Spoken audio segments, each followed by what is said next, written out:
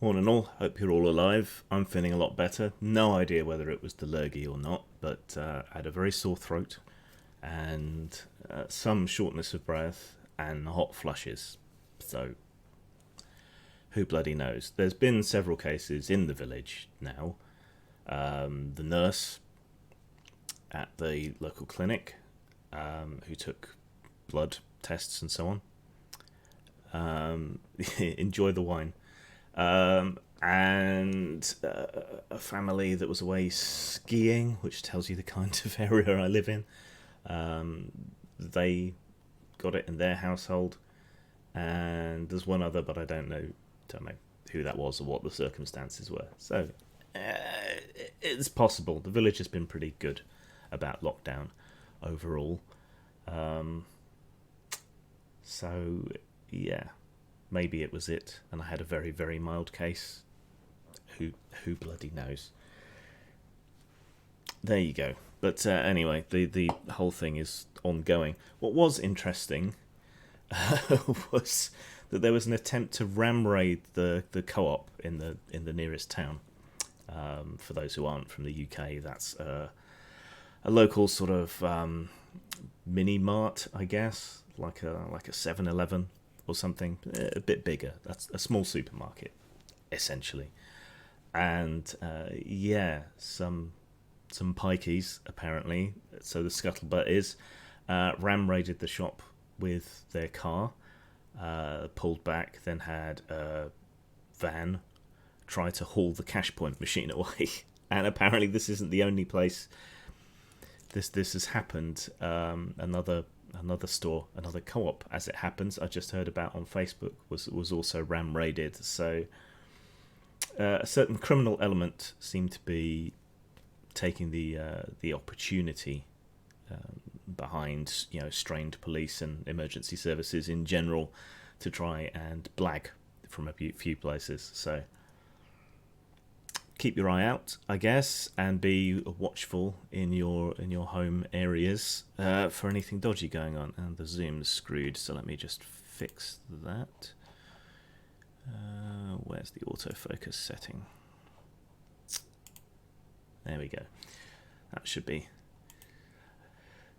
I will get to the comments and stuff at the end, like I usually do. Right, any announcements or anything? Satana Station is out, finally. It's fairly big change that's going to happen that I will probably talk about later, but because I launched Satana Station and a reissue, well, not a reissue, a new issue of my Autopsy fanzine thing, which I'm going to be doing more of as time goes on, kind of messed up my statistics for last month. So I had a really good month last month because I had a big release and a secondary small release and some stock art releases and a big stock art sale. So that pushed the figures up. But if I compare that to other months and other sales levels of newly released big releases, it's not actually that good. So I think the coronavirus is eating into even people who produce, low cost, high value for money entertainment materials like myself. The reason I do YouTube is not really for money. It's kind of like personal therapy for me, and I find that I get misunderstood less if I talk. And if you can see me, I know the sunglasses don't help, but the stage lights are very bright and I get headaches. But people can see my body language, my tone of voice, all the rest of it. So it's kind of therapy and a good way of getting my points across without so much misunderstanding. But it doesn't pay. Now, I regard my Patreon and Subscribestar primarily as support for my video work, and to justify the amount of time and effort that I spend on doing my videos every day, I need to make about $200 indirectly or directly from YouTube, and at the moment it's about $140. So unless I can get more views, more subscribers, and thus more income from my main YouTube channel, Postmortem Video, or unless I can get more patrons and subscribers, I'm going to have to ramp down the amount of videos that I do to concentrate on paying work. Even if I factor in, what I would be spending seeing a therapist, it doesn't quite work. So this week I'm gonna act as though I were a professional YouTuber, and I'm gonna throw a shitload of stuff out. I'm gonna do many videos, more than usual. A lot of them topical. I guess I've always been resistant to clout chasing and so on, but that's what I'm going to do. I'm going to see if that makes a difference, if it makes up the difference.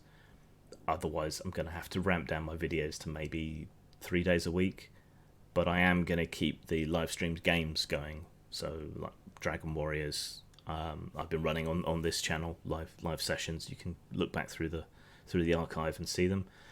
There's usually places open if anyone out there wants to play. So I'll be doing that still. That'll be Tuesdays, Thursdays, and Saturdays. I'm going to try and keep to a regular schedule. I'm going to stick with Dragon Warriors for a while until I've exhausted the published adventures, maybe, and then we'll try something else. I'm going to try and keep that going after the coronavirus thing, but what I'm doing is really trying to provide entertainment and possibilities for others. I know this is a long ramble of stuff. That's not really morning news, but I want to get it out here before I kick off. So yeah, that's the kind of state of things. I need to make more money, which means I need to do things that pay and not things that just make me feel good. This is kind of a vanity project, I suppose, or just something that makes me feel better. But there you go. Right, on with the show. Obviously, most of the news is centered around coronavirus or the coronavirus's effect on things. A lot of stuff is kind of slipping through, which is unfortunate. This always happens in a crisis. Governments do unpopular things. Interesting developments in Brazil. The president, Bolsonaro, who is virulently homophobic and generally not a very nice chap, and has also been playing down the virus, even as it sweeps through Brazil. I have a friend in Brazil who is a postgraduate medical student, and he says it's pretty bad there. And I trust them, even though it's anecdotal, but that's, on the ground. They've been told not to help because they're a student, even though they're qualified to help. So that's interesting. I guess they're trying to keep them in reserve or something. But Bolsonaro's been playing it down, saying it's a conspiracy or a hoax, following the initial sort of Trump line. He's been seen out and about, pressing the flesh, shaking hands with people, that sort of thing. And it seems like he's been sort of quietly removed from power. A sort of quiet, silent coup may have taken place in Brazil. The military has basically stepped in and placed in a successor. I can't remember his name at the moment. I accidentally closed the window, or I'd give you all the details. But the military seems to be backing someone else who is like the acting president, while Bolsonaro is like pretending to be the president and doing all his stupid shit like he normally does. But he's not actually wielding any power. His pronouncements don't seem to hold any weight or anything. Whether this is true, how true it is, how this is all going to play out, who knows? But it's weird to have essentially a military coup step in and yet be more sensible and even more democratic in a way to deal with the crisis than the person who was actually elected. This could go one of two ways for a lot of our sort of right-wing populist leaders. I feel, emphasis on feel, that I feel that it has exposed the incompetence of Trump and of Bojo and of Bolsonaro, and it's exposed the kind of fascistic leanings of, what's his name in Hungary? I always forget his name. Orban? Might be Orban. Him, anyway, because he's essentially taken full emergency powers, presidential power. So it's kind of exposing a lot of these people. The mask is slipping. but that could be seen as strong leadership. People do tend to rally around the flag in emergency circumstances, which is why Boris and Trump's approval ratings are high, even though they're kind of bodging the whole thing. But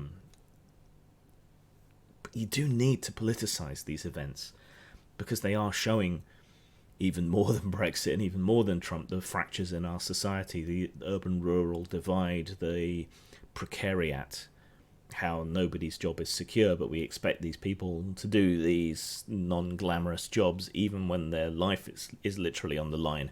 And many people are being economically forced into putting their life on the line to do these things. It's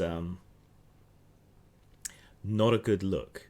And I think we're likely, I hope that we're likely to see a gradual appeasing movement to the left, not the extreme left, hopefully, not the intersectional left, but the old sort of economic left, because circumstances have forced even wildly conservative governments to indulge left-wing ideas, or the kind of radical cutting-edge new ideas like UBI. It's not actually that new an idea, but you get where I'm coming from. When it comes to our politics, it's a relatively new concept to actually be talked about in the open. It's entered the Overton window, shall we say, like a thief in the night. So we're seeing massive government spending, investment in infrastructure, handouts, and not just to corporations, though that's where the most of the money has already gone and been squandered. And it's demonstrated the need for a strong, healthy, well-funded, socialized healthcare system. What happens after this? Do these lessons stay with people? Exactly how far does people's loyalty to blatantly and obviously incompetent right-wing populist demagogues go? These are all interesting questions and things I hope to do videos on this week. But how will we know when the lockdown is working?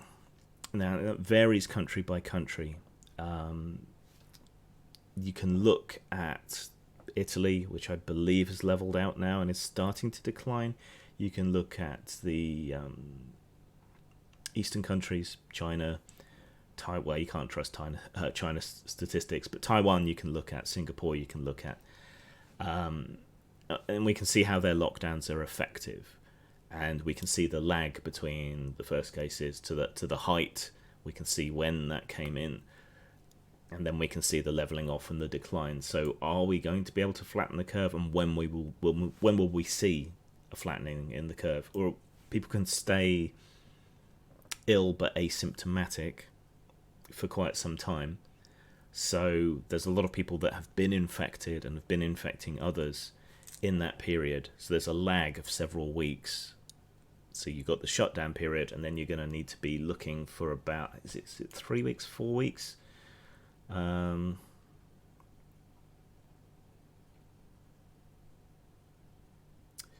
28 days. Right, so we've had this is the third week of lockdown, 7, 14, 21. So 4 weeks, then we might start to see some sort of leveling out and a lowering. That's how long it will take for us to learn whether this is really working for sure, right?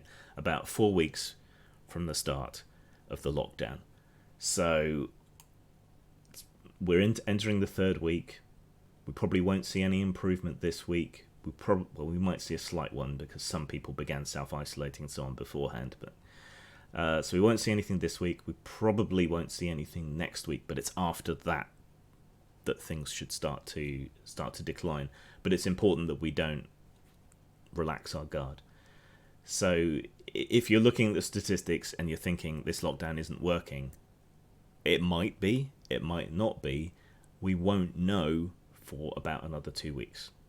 So keep that in mind when you're looking at what's going on. Let's see.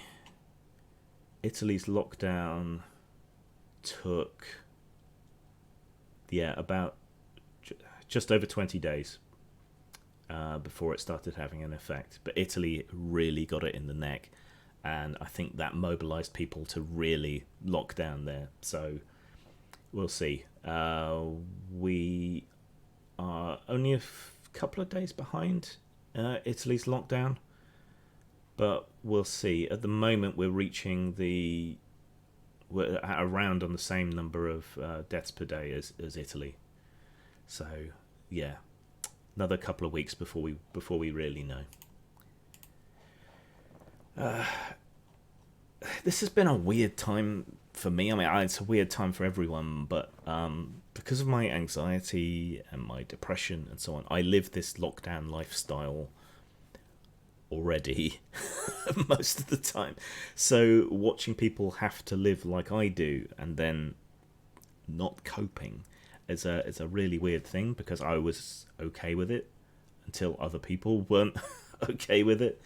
And as we go into the Easter holidays, apparently lots of families are really starting to feel the strain, because they're not going to be able to spend any time with each other, and it's school holidays, but people have been off school anyway, and they're not really able to do anything for the holidays to enjoy themselves, or whatever the case might be. And people are finding this really difficult. So kids and teenagers are underfoot, I guess, more than usual. Teenagers are frustrated because they can't go out. Kids are frustrated because they can't play, especially in urban settings. There's been some false reports about mass gatherings in London. What it actually is people going out for their exercise, and there's a relative lack of public green spaces of sufficient size. So it seems like a big thing, but it's just that's the only space people can go to get some air and to exercise, and so it looks rammed. So be careful before flying off the handle at them. But yeah, it's just so weird to me, because this is how I live all the time, and other people are having to, and they're just not handling it at all. And it's just very strange to me, and makes me feel weird. Like, okay, this is how I live all the time. Is it really that bad? If it is that bad, a lot of people have been rather unsympathetic over the years. But yeah, it's. I mean, the whole thing is surreal, but this is surreal on a personal level, I guess is how you'd put it.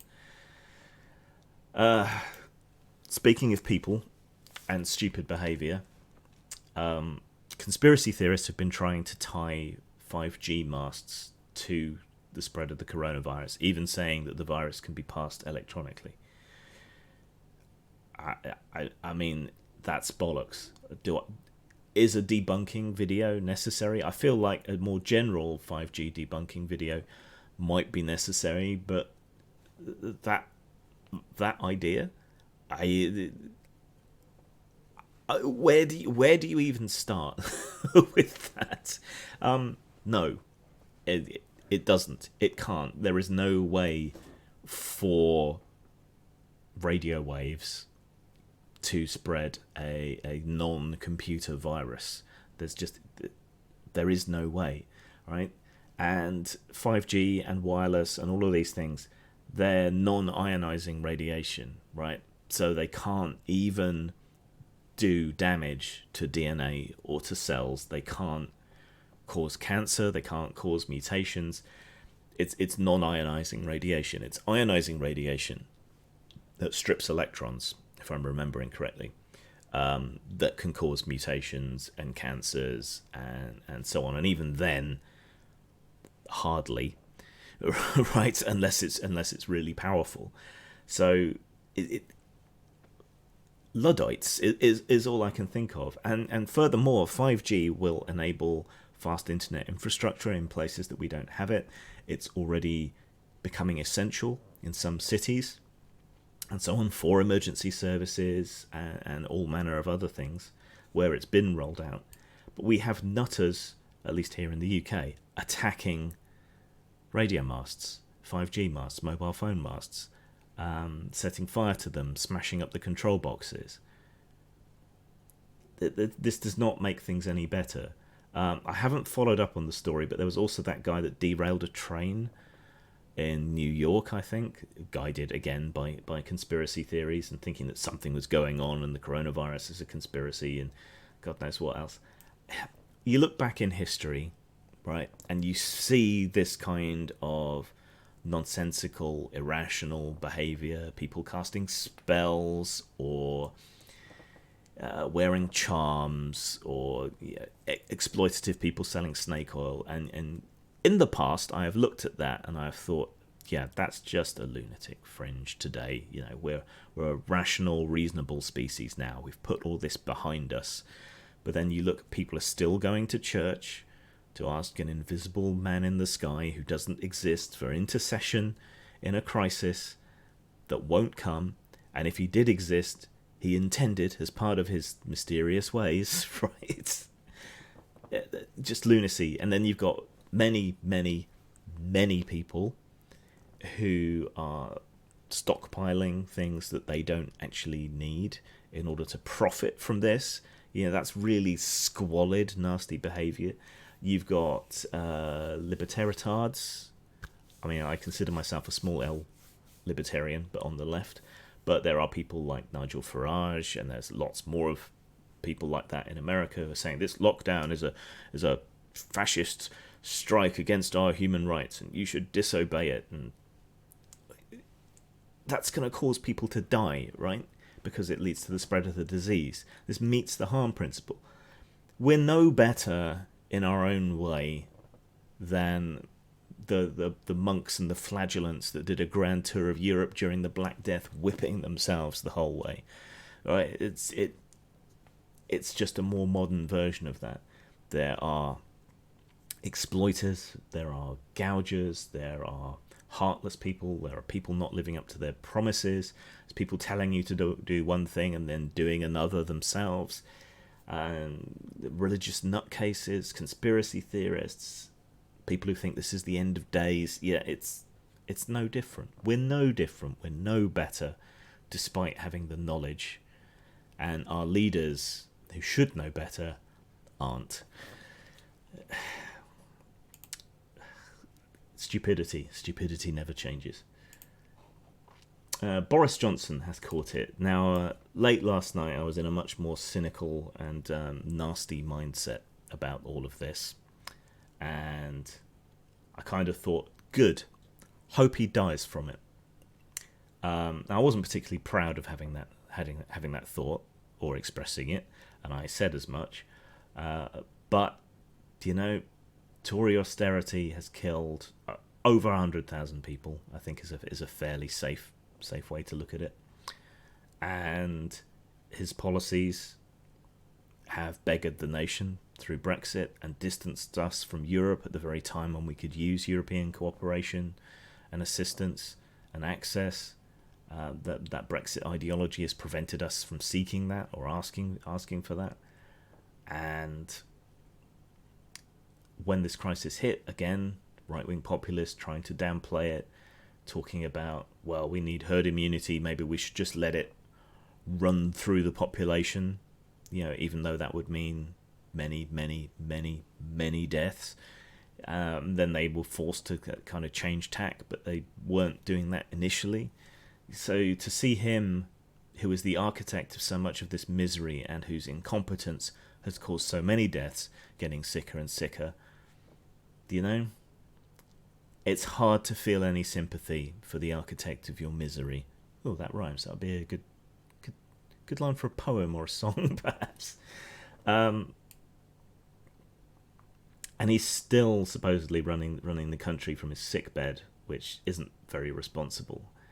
I mean, having slept on it, you know, I don't want anybody to die, but I would hope that in the wake of this, he will take it more seriously because it's affected him personally and it's threatened him and his girlfriend / whatever, and perhaps even his child to be, and so on. And maybe he'll have a kind of road to Damascus moment that shakes him out of his breathtaking narcissism and selfishness, and shakes his ideology some. I can hope. I doubt it. I doubt anything could do that to him, but I can hope. So I guess I don't want him dead. I don't want anybody dead, but it's very difficult to rouse any sympathy for someone whose policies have threatened my well-being, have threatened the lives and well-being of people I care about, who has mismanaged this entire crisis, who has narrowed our horizons and wrecked the country, and still seems determined to go on with Brexit while the country is going to be recovering, probably in recession or depression after all of this. It's very hard to muster any sympathy. I can't do it. The best I can say is I don't want anybody to die, and anybody is a set that would include Boris Johnson. Speaking of do as I say, not as I do, the Scottish Government's Chief Medical Officer has resigned because she gave advice to other people to stay home and not to travel and all the rest, and then made 2 trips to her second home during the lockdown. Scotland's been handling it better than the rest of the UK, but Scotland's also much more sparsely populated, so I don't think spread is as much of an issue there, so it's easy for them to look good. But to say one thing, to order one thing to other people, and then not to do it yourself, I mean, that's just unsurvivable in a responsible position in a government. And she has resigned, which is the right thing to do. I wish we could see some of that honourable behaviour in other parts of government. So in the end, despite the hypocrisy and everything, it's actually a fairly good look for the Scottish Government. But there, it is blatant hypocrisy, but at least they had the decency to step down. This is an interesting story, and it kind of intersects with men's issues and feminism. Lots of people are being forced to spend a lot of time together with no respite. No way out, no separation from each other. They can't spend any time apart. You know, lots of people live in small houses. They can't even decamp to different sides of their house or whatever.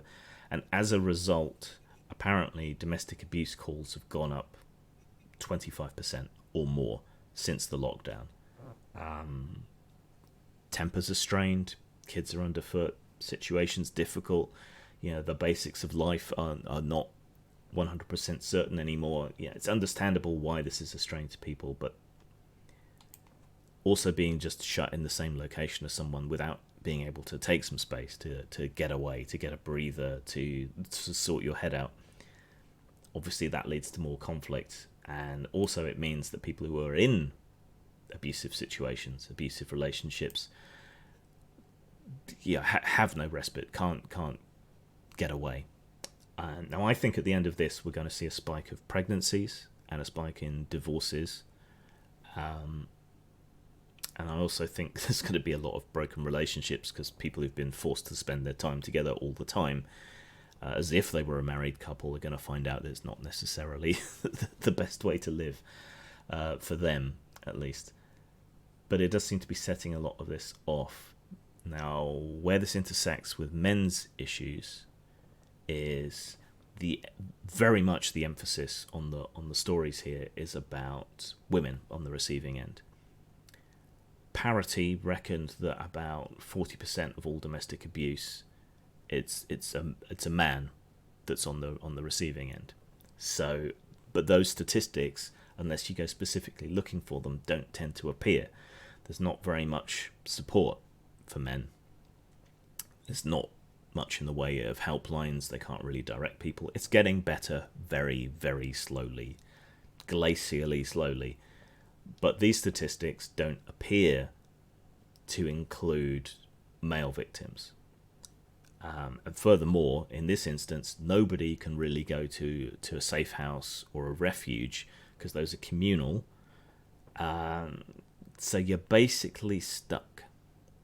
And you're going to be stuck for weeks. I don't envy anybody in this situation, male or female, especially with emergency services overstretched. You know, whether you're a male victim or a female victim, it's not going to be possible to really do much. I mean, if you remove someone from that situation, where are you going to put them? You're going to be putting them in harm's way because of the disease, and potentially spreading it in refuges and so on. So it's a horrible, dark situation, and obviously it is horrible for women. Obviously, I wouldn't wish domestic violence on anybody, but as usual, a lot of men, I think, are going to be affected by this, and there is nothing in place for them. There's nowhere they can call. There's nobody that they can turn to in a huge number of places. So that's I mean, there's nothing to be done about it. That's what's so frustrating. But I feel that the male victims are, as usual, being ignored. And it's not, what about the men? I mean, it's nearly 50-50, but half of the people suffering from domestic abuse, or nearly half of the people suffering from domestic abuse, are just not being seen in all of this. And that's a concern. At least it is for me. Slightly lighter coronavirus story. A man was trying to walk from France to Spain to get cheap cigarettes by crossing the Pyrenees, failed, had to be rescued, and he's now being fined for breaching lockdown as well. So this kind of encapsulates human stupidity, so going above and beyond that rescue services and essential services are engaged in, right? And the kind of punishment, how serious this is. I'm sorry you got lost trying to cross a mountain by yourself for some cigarettes, but you shouldn't have been. You could have been spreading the virus, so we're going to fine you. It's just one of those stories that emerges that perfectly encapsulates everything. Harking back to the domestic abuse story, apparently the coronavirus hits young people under 25s and women the worst financially. Now, that may be true financially, but again, that's minimizing the effect on men, many of whom form these sort of low-wage infrastructure precariat positions like delivery people and so on, who are literally risking their lives to bring us our Amazon packages and whatever else. It's a lot easier to get food and stuff online. Actually, top tip, if you're having trouble getting anything from your local supermarkets and so on, look to online specialist food dealers and delis, things like that. So you find an Italian specialist, you can probably pick up your pasta, might be a bit more expensive, but you can get it shipped to you. Or Mexican grocers, Spanish grocers, this is all from a UK point of view, right? There's a lot of smaller outlets than Amazon or Tesco or whatever else where you can go and you can get stuff. So you can get pasta there, you can get cured meats, things like that can keep you going. So if you're having trouble getting stuff at your local corner shop or supermarket or whatever, and it's not something immediately perishable like milk or eggs or fresh vegetables or whatever the case might be, look at smaller outlets and specialist outlets that do like ethnic food or things like that. Chinese supermarkets is probably a good bet because a lot of people are avoiding them, but you can get massive sacks of rice and so on from places like Wing Yip here in the UK, right? And some people, because they're panicked and a little bit racist, will be avoiding places like Wing Yip, so you might be able to order stuff from there without too much of a problem. It's going to be a little bit more expensive, but if you're just buying rice, pasta, things like that, it should work out. So top tip there for you. I mean, I don't doubt that women are financially affected, but this just, again, it's not seeing the men, and this is not a what about the men issue. We should be helping the women, but we should also be helping the men. We should be paying a surcharge, a bonus or something to these precarious frontline male workers, and we should be providing them with personal protective equipment. Things like that.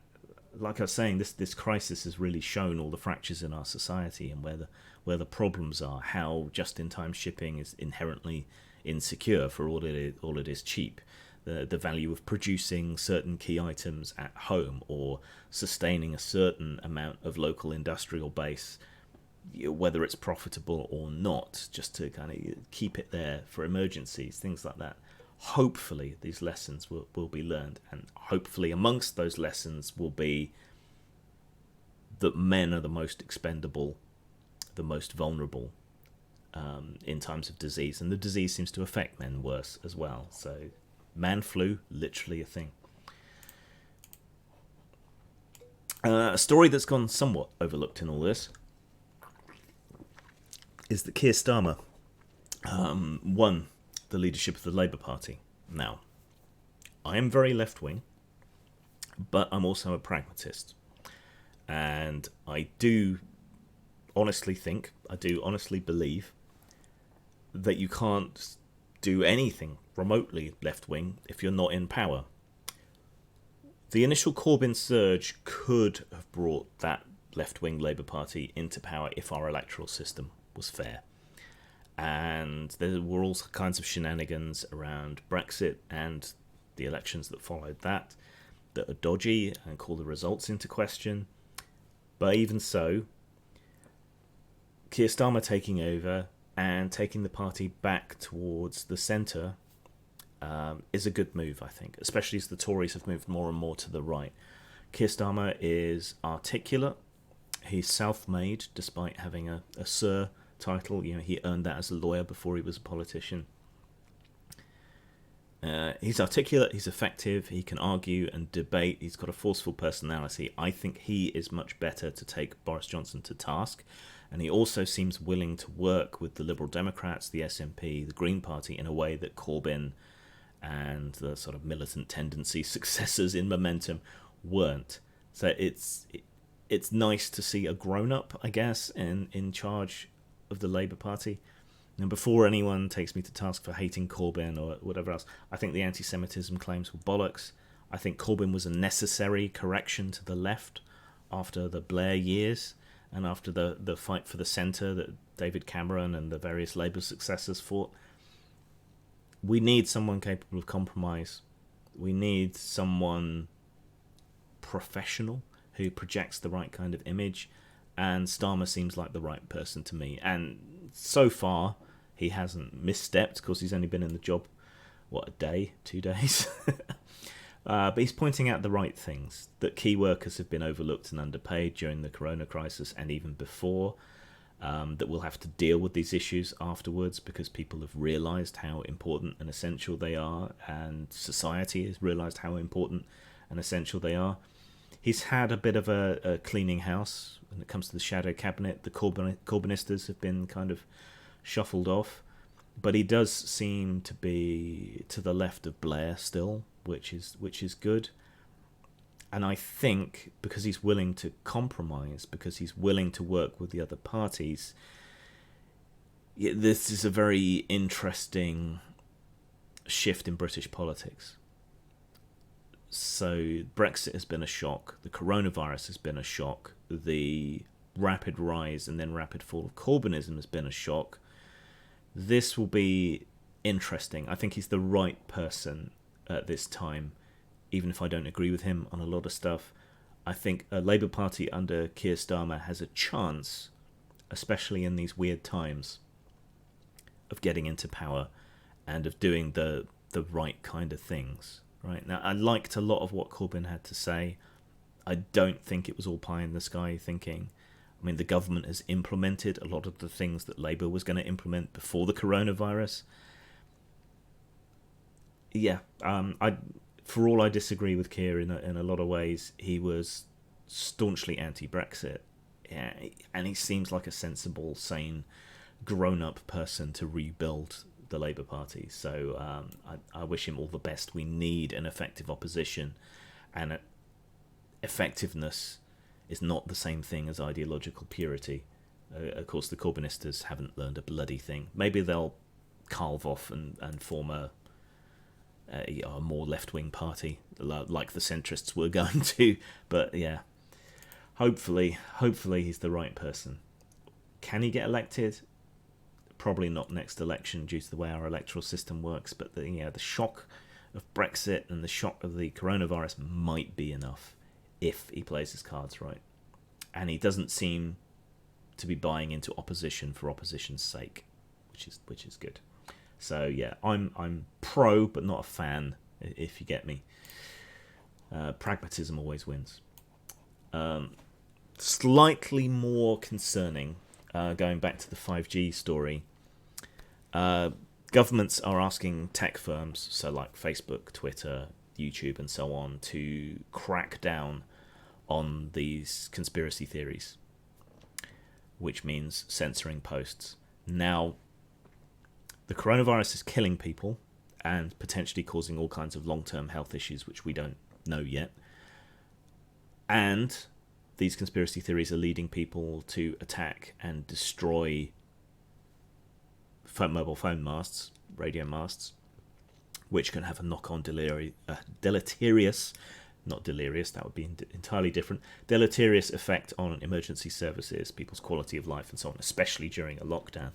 So I believe that these conspiracy theories rise to the level of the harm principle, right? That's the justification by which you can impinge on someone else's freedom, is the point at which they cause real, genuine physical harm to others, right? So I believe these conspiracy theories meet that level, as does anti-vax propaganda, various other things. That meets the harm principle. But I always have reservations about censorship.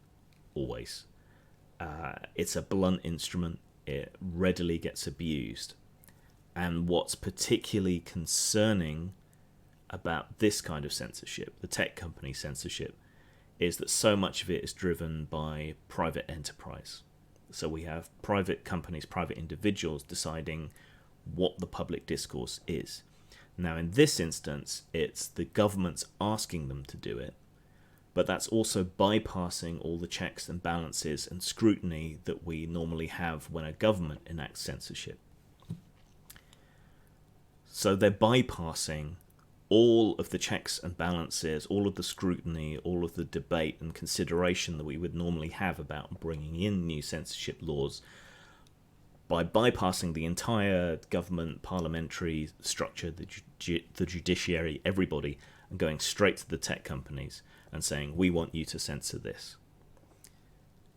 However much I think these ideas are bad, we need to do this kind of thing properly, which means the tech companies should not be making those decisions about what and what shouldn't be allowed. That should be down to the law, and it should be down to governments. But we also have governments using this to bypass. So this is not the first time this has happened. The German government basically threatened tech companies if they didn't start censoring certain kinds of content on social media. Again, bypassing all of that structure. So while I think these crackpot conspiracy theories that genuinely cause harm and threaten people's lives and well-being should be cracked down upon, should be censored, right, because it meets the harm principle, I'm deeply concerned about the way that this is being done, because it bypasses the entire democratic structure. You know, the prime minister or the tech minister or whoever it is goes to the tech companies and says, we want you to censor this. Bypassing all of that scrutiny, all of the necessity of law, all of the debate about rights and freedoms, all of that gets skipped over, straight to the companies, often threatening them with higher taxes or whatever if they don't toe the line. And that's how this gets censored. So I believe the censorship is just. I believe it's right. I would even be willing to say that it should be fast-tracked in this situation. But I'm deeply uncomfortable with the fact that this is not being properly scrutinized and examined and all the rest of it. I would much rather see debunkings and so on going on, so maybe I will do a video on this. I would much rather see that happen than see this just get outright censored. I like what Facebook does at the moment, where it links to this is bullshit beneath certain stories, right? That seems to me to be a good way to go about it. This not so much. And of course, the trouble is once you ask the social media companies to step in and censor this kind of thing, like the 5G conspiracy theories, because the algorithms are fucking retarded, if you've done a debunking, right, then that gets censored as well as the conspiracy theories themselves. So, blunt instruments, rarely good. That's not really that interesting a story after all. So going back to the political shifts and what we're likely to see, hopefully, from my point of view, in a shift to the left, is that workers suddenly realise how much power they have, how much power they hold, how necessary they are, how they're not being looked after or compensated properly, and so on. And nowhere is this more obvious than in Amazon in the US, in particular, because Amazon workers have been demanding proper protective equipment, proper recompense, particularly during a high-risk period, more job security, these kind of things, for some time. But the coronavirus has kind of thrown that into sharp relief. And it's not necessarily Amazon, because there's a lot of third-party fulfillment centers and so on. So you have to consider that as well. So it's not necessarily Amazon policy, though in this case it seems like it is. So there's a guy called Christian Smalls. He's been on the Jimmy Dore show, I think, if you want to go and watch an interview with him. But he was kind of like a shop steward, I suppose, trying to organise a union and being a representative of the workers in his fulfillment centre. And they had someone with the virus working on the line. So he sent them home and he raised the alarm and said, this place needs to be cleaned up. We need proper PPE. We've had a case. We're going to have more, those sorts of issues. And got fired for it. That's not really acceptable in this instance. It's not really acceptable anyway if someone's just trying to organise a union, but there you go. But following on from that, some memos internal to Amazon were leaked saying how they were going to organise to smear Mr. Smalls, decrying him as not smart or articulate. He seemed fairly smart or articulate on the Jimmy Dore show. This leaked memo talks about how they're going to smear him, how they're going to take a strong PR system against him to just repeat over and over that they're trying to protect workers. The trying there is an interesting weasel word, because they can say that we're trying, we just can't. So, I mean, it's a different situation in every company. It's going to be a different situation whether it's an Amazon fulfillment center or a third-party fulfillment center, and all of these other fulfillment center. That's really 1984 language, isn't it? Warehouse, shipping warehouse. Okay, but there does seem to be increasingly a movement to unionize, perhaps to take industrial action. Is it responsible at this time? It's the same moral quandary we run into when we consider ambulance drivers going on strike, or firemen going on strike, or any of these other instances. This is essential work. We just don't pay it like essential work, and we don't give people involved in these jobs the kind of respect that we do to doctors, nurses, firemen, policemen, military, whatever else. But it is essential to this modern world in which we find ourselves, until they're all made redundant by robots, but that hasn't necessarily worked out so far. But this is unacceptable, but I don't know what to do about it. I wrote a letter to Amazon saying that this wasn't on. I mean, what more can you do? At the moment, you have to buy stuff where you can find it, and Amazon is still, unfortunately, a very good place to do that. We'll see how this all shakes out, I guess. I would be willing to pay a $1 surcharge on every set of purchases I make on Amazon if I knew it was going direct to the workers, like a tip. Maybe that's something they could do. I mean, they let you give money to charity. What if you could select Amazon workers from the same thing? Maybe.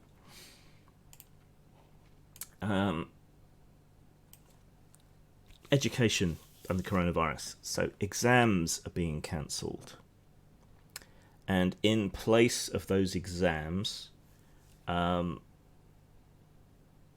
teachers are being asked to assess the grades that they think pupils would have achieved, or if they already had their mock exams, those are going to be being used.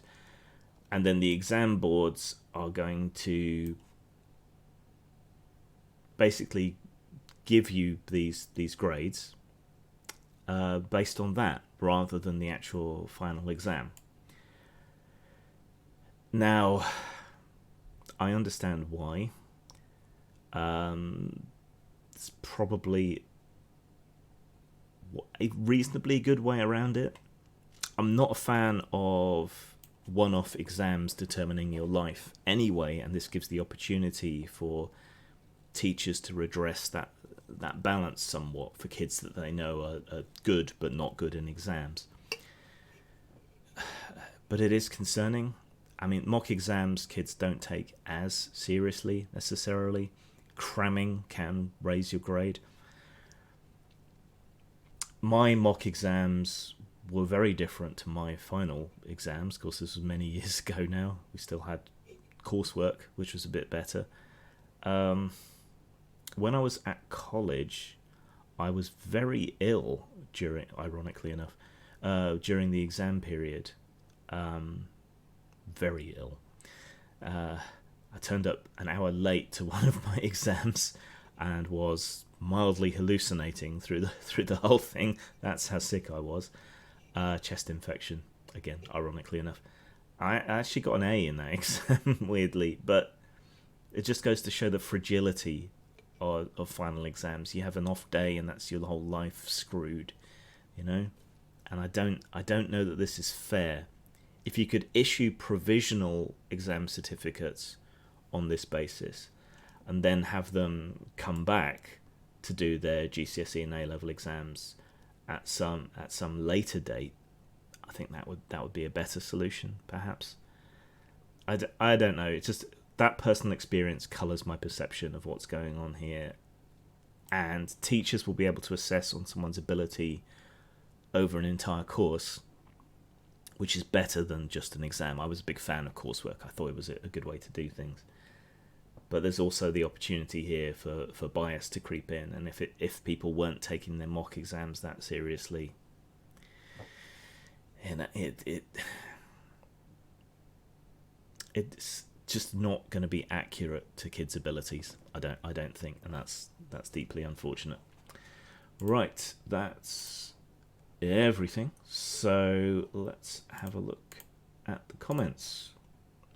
So yeah, there's a lag. So if you've got any questions or additional comments, slap them in while I'm covering that.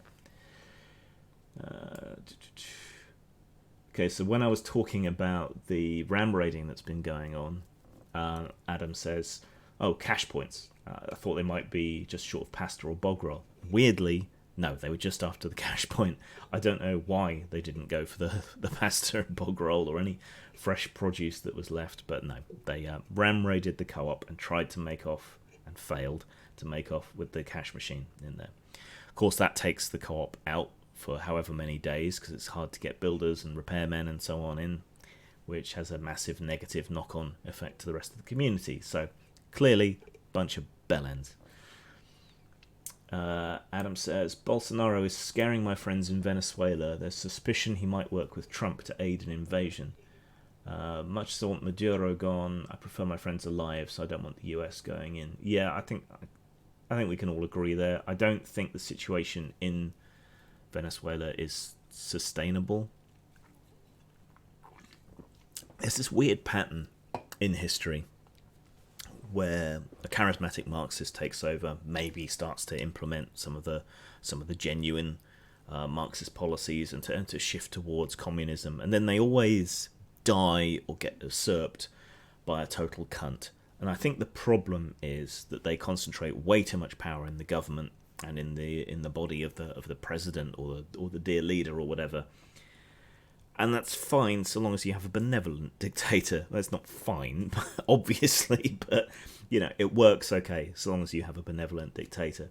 But then once the cunt gets in, whether it's Stalin or Mao, or whoever else it might be, then it all gets fucked. And that's just it. So that's why I think Marxism is fundamentally flawed, because it always goes wrong at that same point. So good news for your Venezuelan friends, I guess, to an extent, in that Bolsonaro's been quietly removed, possibly, maybe, perhaps. But the US has been ramping up on that. So, yeah, that last horseman war may well be on the horizon, but with Bolsonaro out of the picture, hopefully, then it seems less likely. So, sliver of hope. None of your business says, any corporation that wants handouts should sell part of its stocks to the nation. It seems only fair. So that's when we were talking about handouts and so on, that trillions of dollars have been thrown at the stock market to almost no effect, whereas the money that's going to people on the ground is actually making a difference. So all those tax cuts and so on to companies and to highly wealthy individuals, the idea was that would mean they could then pass on the benefits to their workers. That barely happened. About 80% of the economic gain from tax cuts and so on went just to the companies and didn't go any further. And they used a great deal of that money to do share buybacks, and not to actually do anything useful or worthwhile. And the same problems that led to the 2008 recession are still there. So we're probably all screwed, particularly if these trillions of dollars, billions of pounds just keep getting thrown into an empty money pit, rather than to people who will actually engage in economic activity and shore things up. We know how to get out of this hole, and that is massive public expenditure. In the past, that has meant enormous wars or massive public works, or both. I'd rather do it without the war thing, but that's how you tackle it. Of course, the modern situation, the modern context, modern economics is all very different to how it was in the 1930s, but we'll see. None of your business says, before there's a vaccine, I don't think going back to 100% as before is an option. Slowly infecting the population lowers the death rate, but you'd still have to sacrifice a lot of people. Yeah, that's true. Vaccine, well, there's early treatments like antibody treatments. Some vaccines are going into human trial testing, but we probably won't have a vaccine till next year. So it is all about keeping that curve flat, because people who have been infected, we still don't know whether they can get reinfected. We don't know how long they stay infectious for, but this is the big reason for rolling out all the testing, so we can test people, see if they've got it, see if they've had it, and if they've had it and they're no longer infectious, then they can return to work or do whatever else. So once we're over the hump into the other side and we can start doing mass testing globally, then people can start getting back to something like normal, though I do think we're going to see big changes. I hope we're going to see big changes for the better. I mean, after the Black Death, admittedly a lot more severe, a third of Europe died, but after the Black Death, there were massive positive changes in society for people in general. Freedoms were opened up, economic opportunities were opened up, the value of labour went up tremendously, so here's hoping. But again, darkest timeline, who knows?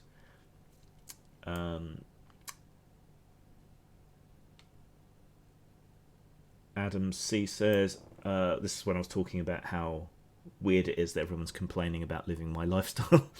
Adam says, I know the feeling. I'm autistic and have been socially distancing my entire life. Virtually nothing has changed for me other than the inability to buy basic items, which is about where I am. He also says the infection rate and so on and deaths will keep spiking if they remove the lockdown. I expect we'll be in a cycle of lockdowns and relaxing of restrictions until a vaccine is developed. I hope, against hope, darkest timeline notwithstanding, that people will stay confined even as we get into that downslope for a reasonable amount of time. But it's quite possible that some nations are going to go bup, bup, bup, bup, bup, bup, bup. I think America's at most risk from that, unless people can get Trump under control. Possibly us, because our government's incompetent and ideologically possessed. But other places, I think, have probably learned the lesson. None of your business says, yeah, I live like that usually too, the isolation thing. But then again, yeah, it is that bad, I guess. I don't know. Mr. Talim says, no need to debunk the 5G thing. Well, clearly there is if people are setting fire to 5G masts. It might be a fun video, though. It might just be me screaming, you fucking idiot, into the camera for half an hour or something. None of your business agrees with me about the wavelength and ionizing radiation. Yes, the thing that happened, the other conspiracy theory incident that happened in New York. Mr. Talim says it wasn't New York, it was LA. Los Angeles engineer thought the Mercy medical ship wasn't what it claimed to be, so tried to derail a train to stop it.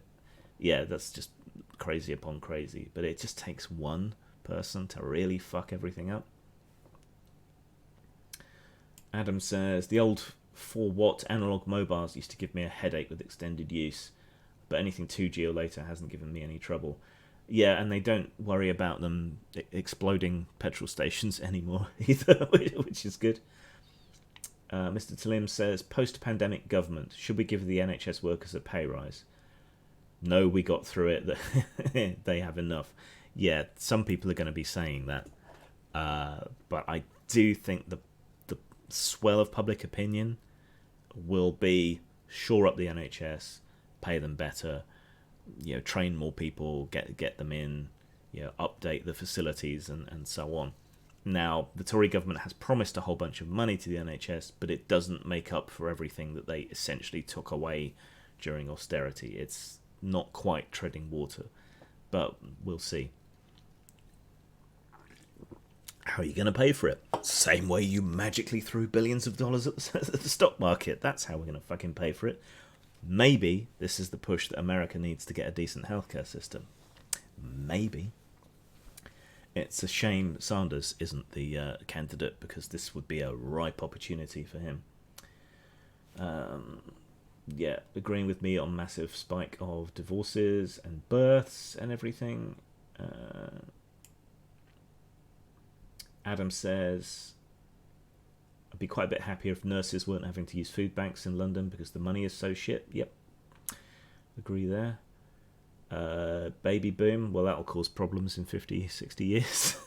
It's an interesting conversation, Mr. Tillim says, about how the homeless population are being treated during this. Yeah, so suddenly they're a massive health risk, so suddenly, magically, we can find housing for all of them. Why not other times?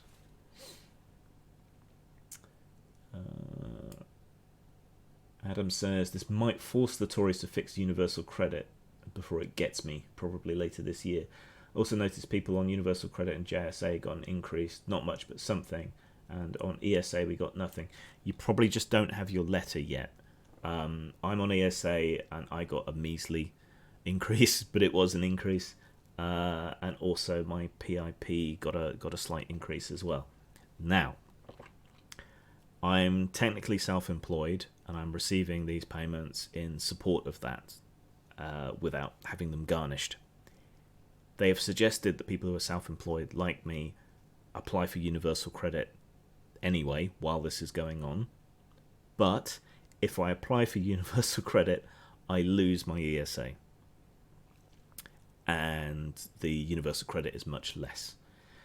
It just kind of shows how the system doesn't work. The bureaucracy doesn't work, And I'm sure a lot of other people are in a similar situation. I've been informed that I'm going to get some help because I'm self-employed and because I file my tax returns properly. I haven't heard or seen anything about that otherwise yet. Remember that people who are proper employed have been promised help. Self-employed weren't. Everyone kicked up a big fuss, and then they extended that to us, but whether I'm going to see anything from it, I have no idea. Adam says he liked Corbyn, voted for him, but he couldn't get the job done, and he really made a balls up of opposing Brexit. No disagreement from me there.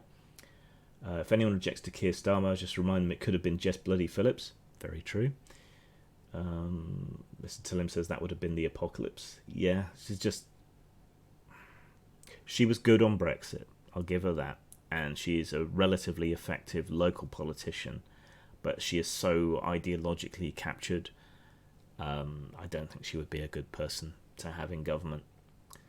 None of businesses. It's not easy being a lefty these days. Here in Austria, there isn't really a left-wing party that is viable. The Greens are okay, I guess, but they have a long history of the identity stuff. That was the weird thing about Corbyn. He was very much an old-school economic leftist, yet he became associated somehow with the identitarian, middle class pseudo left in a lot of people's minds. I think he felt that he couldn't say otherwise, so he lacked the bravery of Bernie Sanders in the States in that regard.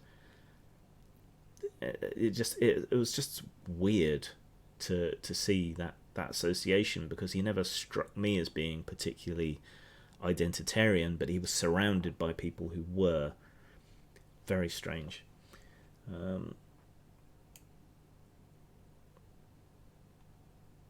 Adam says, the left seem to have gone insane since I was young. They care more for pronouns than people these days. This is one thing I think that the coronavirus is going to change. I think it's shown that those economic battles aren't won, and that there are genuine issues rather than pronoun issues. I mean, I guess technically that's a fallacy of relative privation. I want trans people to be treated well, to be respected, but there are excesses on that side. Again, sort of identitarian, ideological possession sort of thing going on, and there are real issues. So rather than relative privation, I would say it's a matter of triage. There are things that are more important and more pressing, and that will make things better for trans people anyway. They tend to be poorer, tend to be insecure in work and so on, the high proportion of sex workers. So if we deal with the underlying economic issues, and if we legalise sex work and fully and all the rest of it, that will all have a positive effect for the trans community, a lot more than sending the stormtroopers round when you misgender someone. Oi Gewalt. Nunny Business says, rather than telling companies what they have to censor, we should tell them what they cannot censor. I agree. Insomniac says, I don't think censorship is ever acceptable. My gut agrees with you, but I do think there are instances where it's more acceptable, and that's why I use the standard of the harm principle. If you're directly calling for violence or terrorism or whatever else, if you're spreading disinformation that will lead to deaths, then I think it's justified. That doesn't mean I'm okay with it. It just means I think it's justifiable. There is a route to saying it's okay in those instances. But again, I would much rather that we just flood bad information with good information. Unfortunately, conspiracy theorists and lunatics are like the Energizer Bunny when it comes to this stuff, and it always takes longer and more effort to debunk something than it takes to make a spurious claim. So it's a huge problem. None of your business says, if the 0.1% would be a bit more willing to share, they would greatly increase the stability of the system, instead of ending with their heads on pikes. Greed is a bitch. Yes. We have an enormous wealth gap that hasn't been seen since the last, sort of big spate of revolutions in the 1700s and 1800s. I'm fond of saying that it's either universal income or the guillotine. Your choice. Utopian socialists believed that the ruling classes, the business classes, could be persuaded of the utility and sense of making things better for the plebs. I think that is true to an extent. We do see incredibly wealthy people these days beginning to acknowledge the problems, and I think a few of them recognise that, look, if we don't give ground, if we don't allow change, if we don't rebalance things, then it's not going to end well for us. So it makes sense for them It's a case of enlightened self-interest for them to loosen their grip and let a few more scraps fall off the table. I would rather see that kind of slow change, that kind of Fabian society slow shift to the left than revolutionary upheaval. But it's not like it's down to me. Lonely Business says, I get screwed hard this semester. I was going to finish my BSc in chemistry, but all labs are cancelled. Well, good luck. Think of it as extra revision time. Do some independent learning. Jack says, have you been keeping up with the Adam Coble thing? A bit. When I did my video, I wanted to just, as so far as is possible, to just purely go on what was in the video. If people don't know what I'm talking about, this is inside baseball to the RPG community. But a guy who is very woke and has criticised people like me and has me blocked on Twitter and so on, and advocates for safety tools and so on, had an online streaming RPG session in which an NPC sexually assaulted the character of one of the players in some detail. I did a video breaking it down over on my main channel, Postmortem Video. I don't think there's that much to it. I don't think he did anything that was too much wrong. The hypocrisy bothers me, but then I would be a hypocrite if I said, hang, draw, and quarter this guy for what he did. But I gave Kevin Rolfe a chance to speak up. But I have followed it a little bit, and he's made this kind of grovelling apology and talked about seeing a counsellor and God knows what else. That just seems to me to be a massive overreaction and an admission of guilt that wasn't really there. There were multiple opportunities to bail out of that scenario. They had the opportunity to play the X card. They didn't. He was trying to run a fairly mature adult game, including those kind of themes. So I don't really think he did anything particularly wrong. He did fail to read the room. I think that's because he was relying on the X card and the safety tools. So they ironically made the whole thing much less safe. So I've been following it a bit and just kind of smacking my forehead over how stupid the whole thing is. Last comment. Jack says, the BBC wants to put a levy on broadband bills to replace or even be additional to the TV licence. I don't have an issue with the TV licence as is. With the shift to online content, I could see why that might be a good idea, but I would much rather see a broadband levy go towards the more rapid rollout of broadband before it went to a TV license. There's huge swathes of the country that don't have fibre optic, don't have high speed, don't have ultra high speed. You've got to reach them. It's one of the things 5G is good for, incidentally enough. So in principle, I wouldn't object, but I don't think that's the right purpose yet. The BBC does produce an awfully large amount of fairly good quality online content and archives and so on. So I'm not opposed in principle. I just think everyone needs the internet first. Right, like I was saying at the beginning, this is going to be kind of a YouTube week because I need to give it that chance, the one last chance to make it more not profitable, but at least pay for itself, I guess. So that's how I'm going to spend this week, and then if it doesn't work out and I'm choosing the worst time possible to do that, then I'm going to drop my YouTube output to maybe 3 times a week. Right, I shall get on. See you all later. Hope you stay healthy, well, and see you on the flip side. Zang.